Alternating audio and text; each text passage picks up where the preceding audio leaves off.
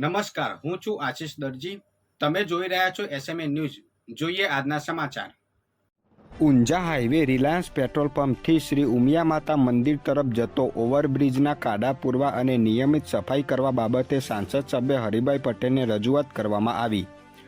સહયોગ ગ્રુપના આશિષભાઈ પટેલ દ્વારા રજૂઆત કરવામાં આવી હતી કે શ્રી ઉમિયા માતાના મંદિર તરફ જતો ઓવરબ્રિજ થોડા વર્ષો પહેલાં જ બનેલો છે, છતાં ઉપર દર ચોમાસામાં કેટલીય જગ્યાએ મોટા ખાડા પડી જાય છે. અઠવાડિયા પહેલાં જ ખાડા પૂરવામાં આવેલા છે, છતાંય હાલ ઓછામાં ઓછી 10 જગ્યાએ નાના મોટા કિલ્લાસની બહાર નીકળેલા ખાડા પડેલા છે.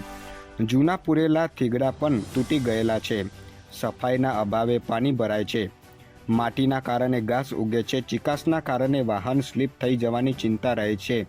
માત્ર થીગડા પૂરીને કામગીરી ચલાવવામાં આવે છે. રાત્રે ઓવરબ્રિજ પર લાઇટ પણ નિયમિત એક સરખી રીતે ચાલુ રહેતી નથી. તો આ બધા પ્રશ્નોનો કાયમી એક સરખી રીતે ઉકેલ આવે તેવી માંગણી કરવામાં આવી હતી. વધુ સમાચાર માટે જોતા રહો એસએમએ ન્યૂઝ.